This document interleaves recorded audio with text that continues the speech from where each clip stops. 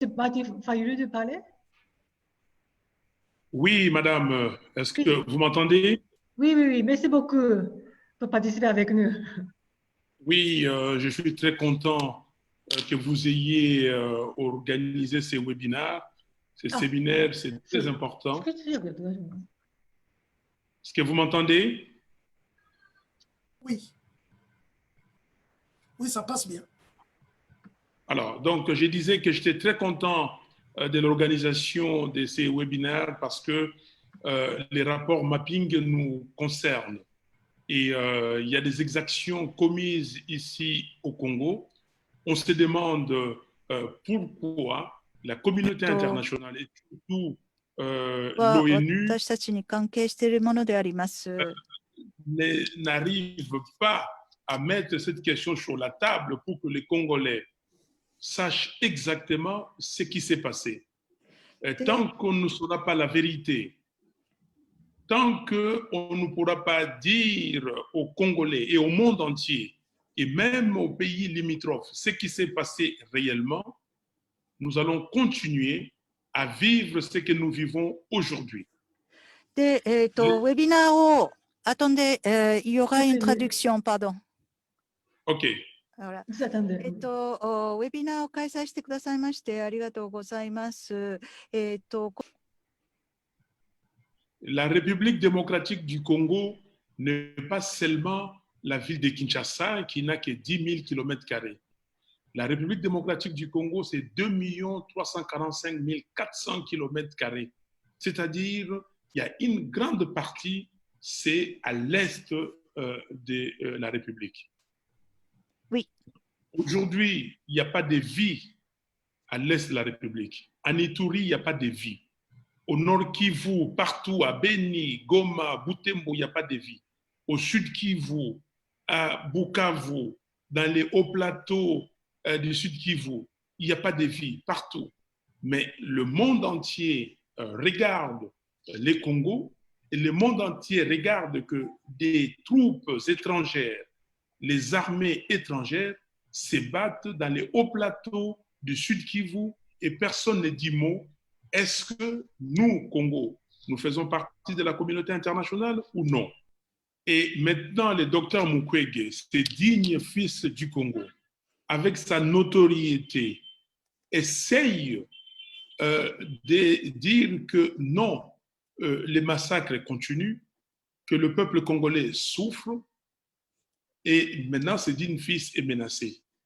Ce digne fils est menacé, et je suis très content de la réaction que le monde a pris à ces sujets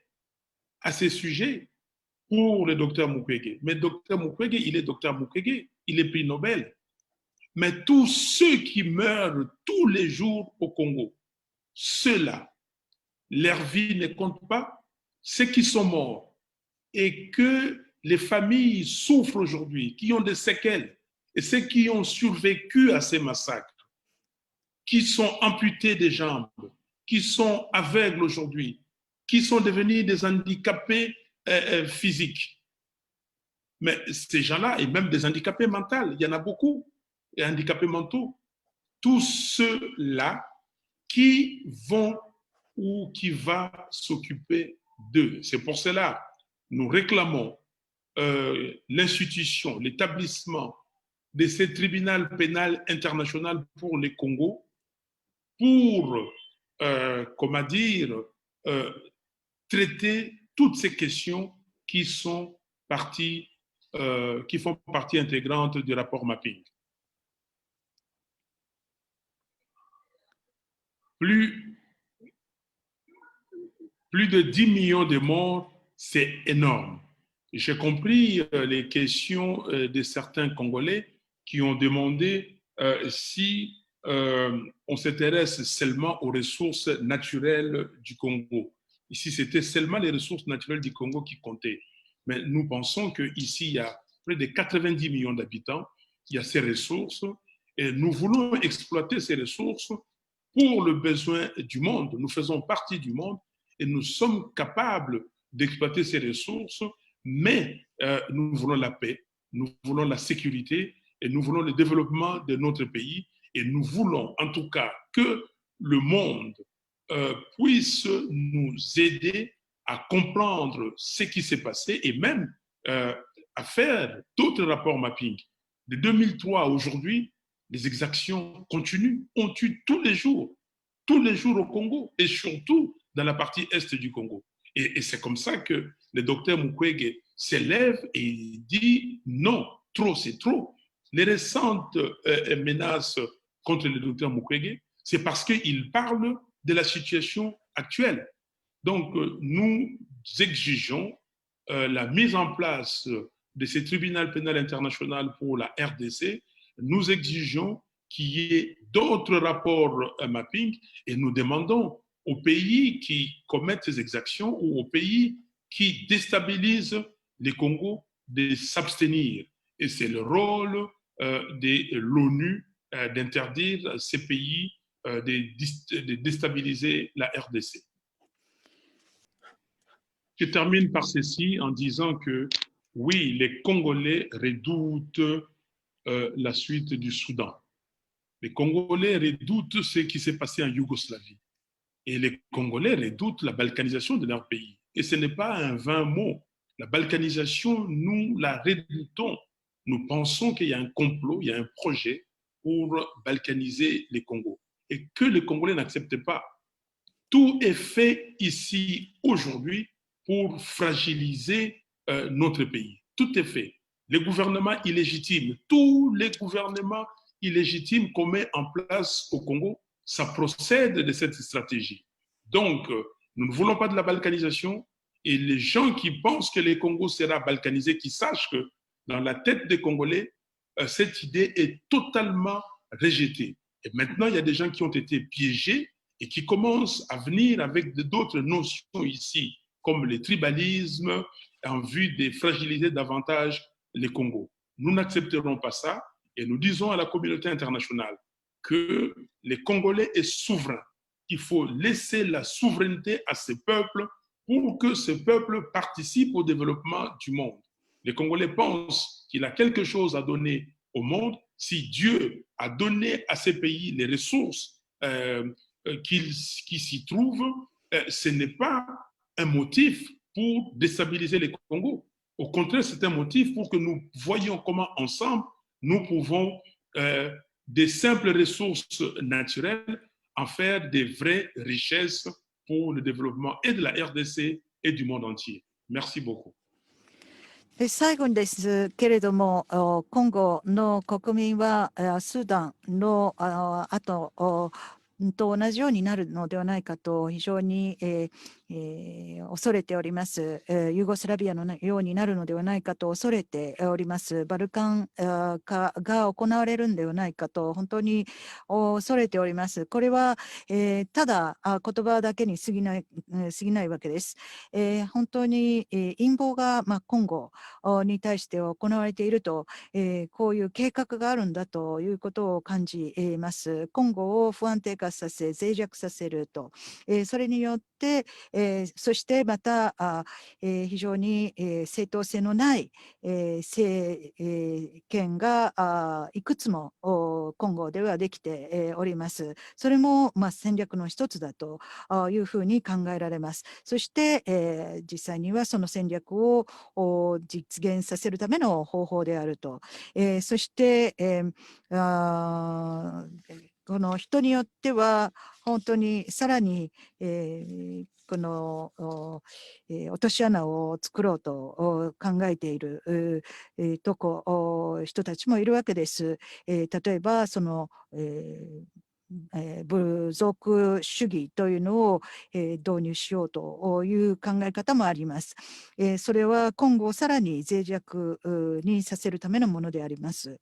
で、今後は主権国家でありまして、国民が主権を回復するように仕向けてほしいと思います。そして、自分たちの手で発展していくことができるようにしたいと思っております。神が私たちにリソースをくださいました。それは不安定にさせるためのものではありません。共にこのリソースを天然資源を生かして、そしてそれを豊かさにしていくためであります。そして、私たちの国、また世界を豊かにするためであります。りがとうございました。Merci beaucoup. ありがとうございました。Merci beaucoup. ありがとうございました。はい。はい、マーティン、ファイルさんどうもありがとうございました。ここでですね、実は嬉しいニュースが入ってまいりました。シャール・オナナさんが、私たちにジョインできるという。Oui. Finalement, finalement, merci やっ beaucoup. た Je や te っ vois と。 bien, Asako. Très bon, content. Merci 顔 beaucoup. が見えます。Joindre. ありがとうございます。ご参加いただきありがとうございます。Merci d'être avec nous. Très bien. Allez-y. Allez-y, allez-y. Bon.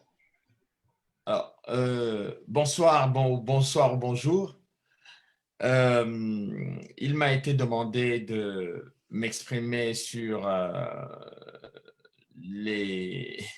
la situation du rapport mapping et le traitement que la justice internationale réserve ou les possibilités qu'on peut avoir pour gérer ce rapport-là. On se rend compte tout simplement que je remercie d'abord Masako, tous les organisateurs de cet événement.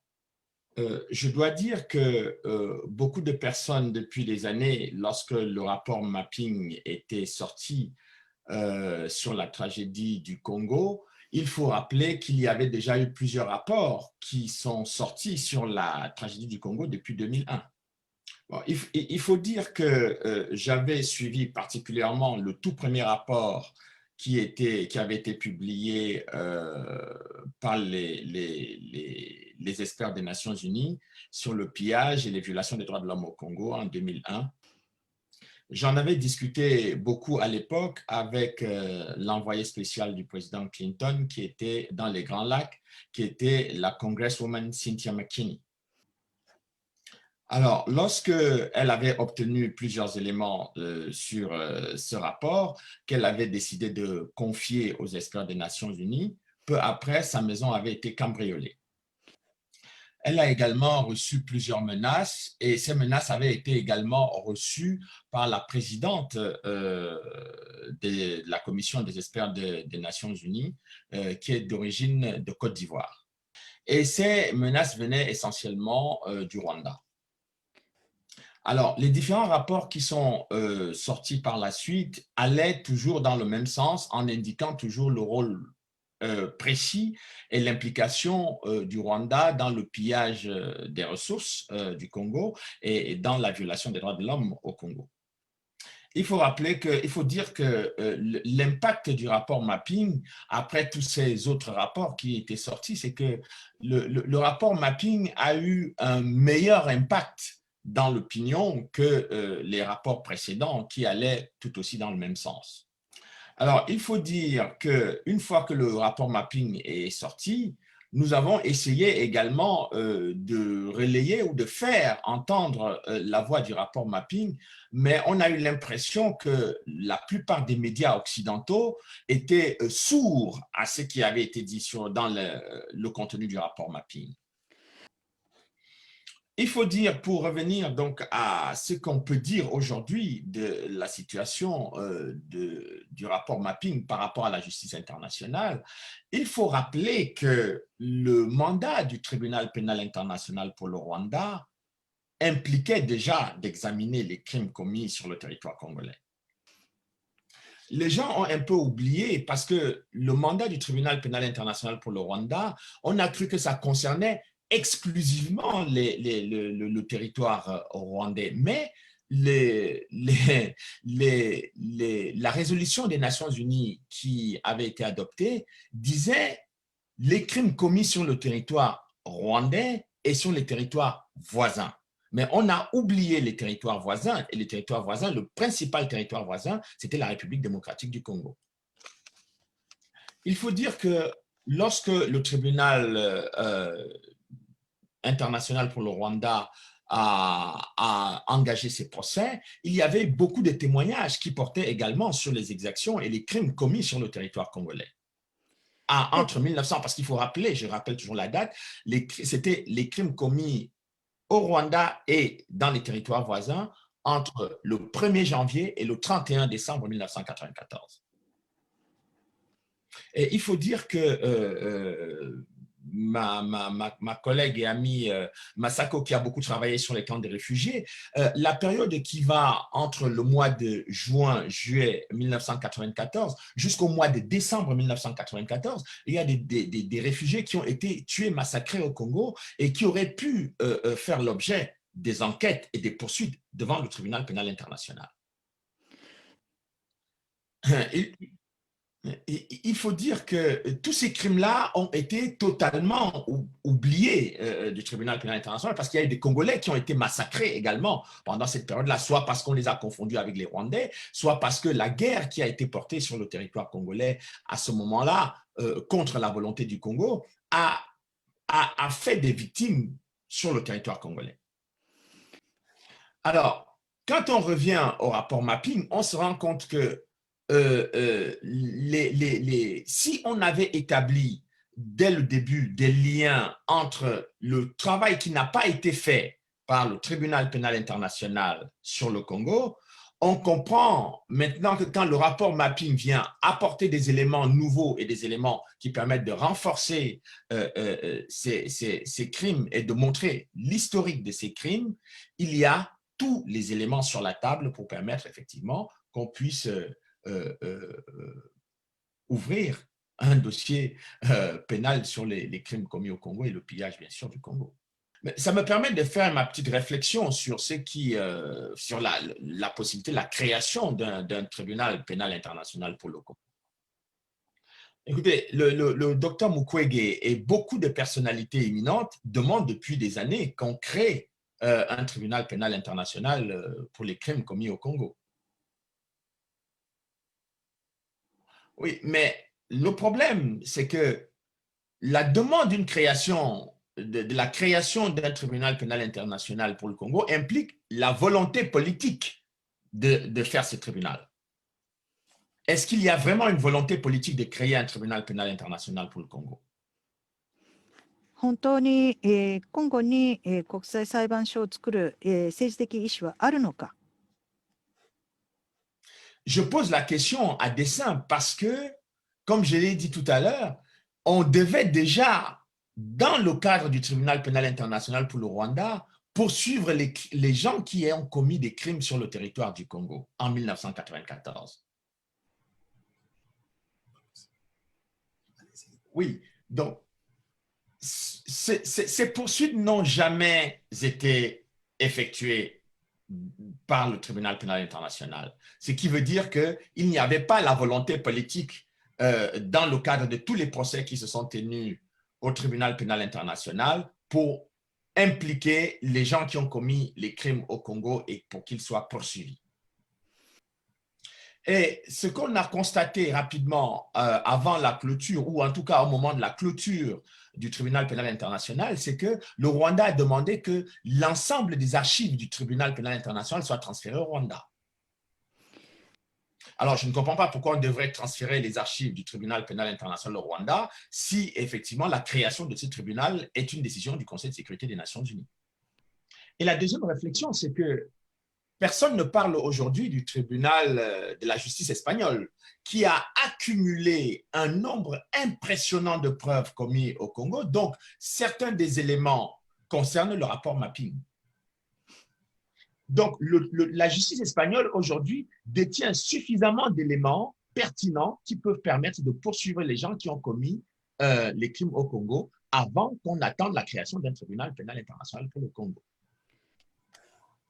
Alors, moi, je suggère déjà qu'on renforce les capacités de la justice espagnole actuellement, qui a des éléments de preuve, de nombreux éléments de preuve concernant le rapport mapping et qui peuvent permettre actuellement, puisque les instructions ont été initiées par les juges espagnols, qu'on puisse immédiatement engager des poursuites sur les gens qui ont commis les crimes au Congo en situation, en lien avec le rapport mapping. Les juristes savent très bien que une action initiée par une juridiction nationale n'est pas totalement incompatible avec une action initiée par une juridiction internationale lorsqu'il s'agit des crimes contre l'humanité et des crimes de génocide. La meilleure preuve, c'est que pendant que le tribunal pénal international poursuivait des gens qui avaient commis des crimes au Rwanda, des juridictions nationales au Canada, en France, en Belgique et aux Pays-Bas poursuivaient également les gens qui avaient commis des crimes sur le même territoire. Et je considère qu'on a aujourd'hui les moyens de pouvoir encourager et renforcer le travail de la justice espagnole pour qu'elle travaille déjà sur les éléments à sa disposition, parce qu'il y a eu des enquêtes extrêmement fouillées, extrêmement bien documentées concernant les implications du Rwanda dans le rapport mapping qui peuvent permettre aujourd'hui à la justice espagnole de travailler dans de très bonnes conditions. Oui, je pense que pour ne pas être très long et permettre des échanges, je pense que ce serait déjà pour moi un très bon test de voir si il y a une véritable volonté politique d'engager la création d'un tribunal pénal international pour le Congo en travaillant déjà avec une juridiction qui est crédible, la direction espagnole, qui a les moyens, qui a les éléments à sa disposition et qui peut permettre d'aller un peu plus loin. C'est un peu la réflexion que je voulais faire pour permettre qu'on puisse élargir le débat. Allez-y. どうぞ。 Oui, Allez-y, posez votre question, s'il vous plaît. oui, je voulais dire ceci. Concernant le rapport mapping qui démontre tous les faits qui ont été commis en République démocratique du Congo pendant plus de 10 ans, je me demande si nos autorités congolaises, notamment le gouvernement, s'y est impliqué clairement, ou si un jour il demande à la communauté internationale de pouvoir suivre tous les auteurs qui sont cités ou indexés dans ce rapport mapping, les acteurs des droits humains, la société civile qui pensent. Est-ce que vous avez entendu la question? Je n'ai pas très bien entendu. Bon, en bref, la question, il voulait savoir si les autorités, certaines personnalités gouvernementales congolaises sont clairement identifiées dans les rapports mapping. Ok, très bien. Bon, ça dépend de ce qu'on entend par les autorités congolaises. Oui, alors, à l'époque, je disais que ça dépend de ce qu'on entend par autorité congolaise. À l'époque, lorsque Joseph Kabila était au pouvoir, parce que c'est l'époque du rapport mapping, moi, dans mes investigations, j'ai constaté que toutes les actions qui étaient menées par les autorités rwandaises ou les forces de sécurité rwandaises sur le territoire congolais n'étaient pas du tout prises en compte par les autorités, par Joseph Kabila. Et il n'y avait aucune action du gouvernement congolais contre ces incursions armées.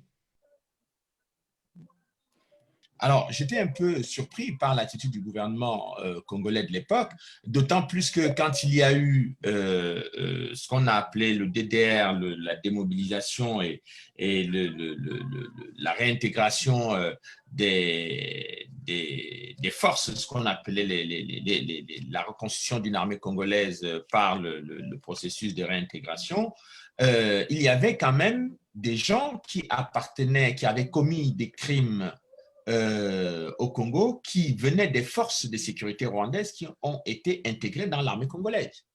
Et cela, ça n'a choqué personne.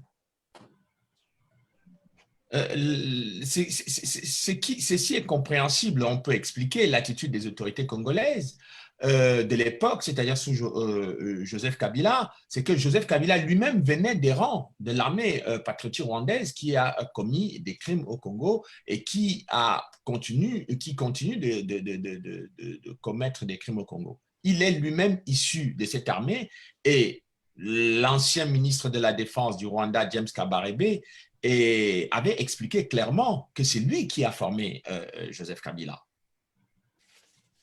Oui, donc ceci est une attitude qui montre effectivement, qui explique le silence des autorités congolaises. Et donc, quand on parle de silence, évidemment, on peut assimiler le silence à une approbation ou tout au moins une sorte d'indifférence. Mais est-ce qu'on peut être indifférent au sort de ces populations lorsqu'on parle d'un État souverain? Est-ce qu'on peut approuver les crimes qui sont commis sur son territoire lorsqu'on dirige un pays. Dans ce cas de figure, je pense que les éléments qui seraient susceptibles d'amener les anciennes autorités du Congo à expliquer leur attitude devant une juridiction internationale ou une juridiction pénale, par exemple dans le cas de la justice espagnole, serait intéressante puisque les éléments du rapport mapping montre effectivement que l'attitude des autorités congolaises de l'époque n'est pas très claire sur le jeu que mènent, les crimes que mènent les forces de sécurité au Rwanda en République démocratique du Congo. Est-ce qu'on prend une autre question ou bien, parce qu'on a reçu déjà beaucoup de questions, on peut lire 2, 3 questions, on n'a plus assez de temps. Et Charles, il y a eu une question sur si vous pouvez, autant que possible, identifier quelques puissances internationales qui s'opposent au suivi des recommandations du rapport mapping. De façon très explicite, il y a par exemple les États-Unis et la Grande-Bretagne qui sont les principaux soutiens du Rwanda dans ce qui s'est passé dans toute la région des Grands Lacs depuis 1994. Je tiens par exemple à souligner que dans les événements du Rwanda, les autorités américaines, dans un des rapports à la fois des services de renseignement américains, disaient clairement que les crimes qui avaient été commis par les Hutus relevaient d'une violation des conventions de Genève. Mais les crimes qui avaient été commis par le FPR, eux, ne relevaient pas d'une violation des conventions de Genève. Comment des autorités politiques et de surcroît des éléments, des membres des services de renseignement, quelles qualités ont-ils pour qualifier à la place des juristes? Ça, c'est quand même un problème. Et la deuxième chose, c'est que spécifiquement dans le cas du rapport mapping, il y a des confidences qui m'ont été faites par certains diplomates aux États-Unis disant que, eh bien, mettre en cause le Rwanda dans le cadre d'une juridiction internationale reviendrait effectivement à essayer d'examiner les soutiens de ces derniers. Bon, et je pense que c'est le refus de faire intervenir ou de faire entendre les gens qui ont soutenu le Rwanda, à la fois, je parle quand je parle du Rwanda, je parle de l'actuel président du Rwanda, qui l'ont soutenu dans la prise du pouvoir, dans l'exécution des actions militaires ou paramilitaires sur le territoire congolais, eh bien, il ne faut pas qu'il y ait la lumière sur cet aspect des choses. Et quand on ajoute à cela le fait que le drame que connaît le Congo est largement en partie lié au pillage de ses ressources et que ceux qui prennent ces ressources, eh bien, sont des gens qui sont en relation avec des multinationales canadiennes, américaines, britanniques, australienne, on peut comprendre pourquoi on peut avoir au niveau international les États-Unis, la Grande-Bretagne et peut-être le Canada dans une certaine mesure, mais les gens qui sont vraiment les plus en avant, c'est les deux grandes puissances anglo-saxonnes, Washington et Londres. Je dois simplement souligner que le point de vue des autorités de ces pays est à nuancer avec le point de vue d'un certain nombre d'élus de ces pays-là. Il y a des élus britanniques, des élus américains qui sont pour la création d'une juridiction internationale et qui sont pour les poursuites à engager contre les auteurs de crimes au Congo depuis le rapport mapping et même avant le rapport mapping. OK, il y a une autre question.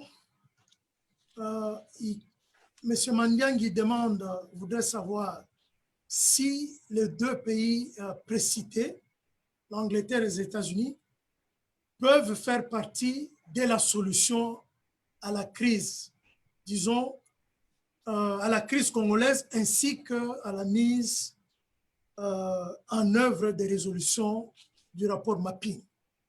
Et si oui, comment vous pensez les Écoutez, Congos tout le monde peut faire et tout le monde devrait faire oui.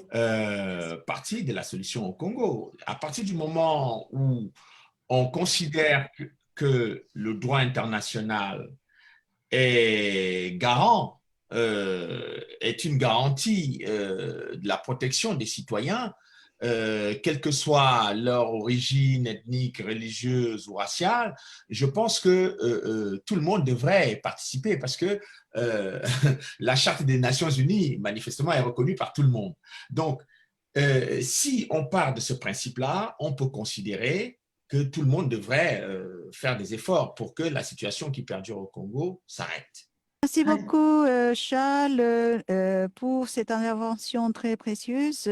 Et on a compris qu'il y a une partie sombre de rapport mapping et qu'il manque encore la justice. Il y a aussi l'influence des grandes puissances. Nous avons bien compris cela. ただその一方で可能性も多少は見えてきたと、そのスペイン国際裁判所を強化すべきだという、そういったレコメンデーションがありましたので、そちらの方もこれから検証を進めたいというふうに考えております。 Nousはい。 avons eu aussi une solution concrète suggérée de la part de Charles Onana, notamment des juridictions espagnoles, les juridictions internationales qui peuvent éventuellement donc porter justice et l'éclairage à ce problème. Donc, on peut peut-être déjà commencer à réfléchir sur cette solution. Merci à tout le monde. Il faut fermer ce lieu dans 3 minutes. Donc, malheureusement, on a voulu discuter davantage, mais malheureusement, on termine. Merci Charles Onana d'avoir participé et malgré votre santé, souci de santé. Et merci à l'interprète, comme merci à tous les participants de ce colloque. Merci. ありが Un とうございまし grand た。 merci et surtout à l'interprète parce que c'est pas très facile. C'est pas facile, pas ありがとうございました。ありがとうございまし通訳さんた。も大変でしたね。はい、ありがとうございました。では、またこのような機会を設けたいと思いますので、はい、シャールさん、またご参加ください。 Oui, merci. On souhaiterait avoir d'autres occasions d'échange comme ceci. Charles, on invitera de nouveau Charles. はい、 Merci では失礼します beaucoup. Merci. Merci. Merci. Je vous dis tous mes encouragements. C'est pas très facile le combat que vous menez au Japon, mais vous avez tous les encouragements et tout le soutien des chercheurs honnêtes. Et il y en a encore dans ce dossier. Et moi, je suis très fier du travail que fait Masako au Japon parce que c'est un travail exceptionnel et original. Mais je souhaite vraiment que le public japonais, les étudiants japonais puissent s'intéresser beaucoup au travail de Masako parce que c'est un travail courageux, très courageux. C'est le premier travail, en tout cas pour ce que je sais dans le dossier depuis 20 ans. C'est le premier grand travail sur le travail des réfugiés qui a été fait jusqu'à présent. Et je crois qu'il est sans précédent et ça mérite vraiment un grand soutien là-bas au Japon. 本当に、米川先生、素晴らしい、特別な研究をなさっております。ぜひ、続けていただきたいと頑張ってエールを送りたいと思います。まだ米川先生の研究をしっかり支えていけるような正直な研究者もたくさん世の中にはおりますので頑張ってください。また日本の学生さんや一般の方々も、米川先生の今までにない他にはないような波に対する20年の研究をぜひ知っていただければと思っております。はい、シャールさん、とても。beaucoup Jean-Claude. Je remercie beaucoup Jean-Claude pour tous ses efforts qu'il fait. Il est très discret, mais il fait un très bon travail et vraiment tous mes encouragements. また、ジョン・クロード・マスワナ先生、非常に控えめでありながらもしっかりといろいろ仕事をしてくださっていることに本当に感謝を申し上げたいと思います。はい、どうも優しい言葉ありがとうございました。またマッピングレポートに関してまた引き続きいろんなところで、議論を進めたいと思います。ありがとうございました。Merci beaucoup, Charles. Merci beaucoup. Merci. Bonne journée. Bonne journée. Merci, merci. 良い日をお過ごしください。ありがとうございました。はい、ではこちらから退出させていただきます。Vérifie mon message, Charles. 何終了。はい、じゃあ終了いたします。ありがとうございました。お疲れ様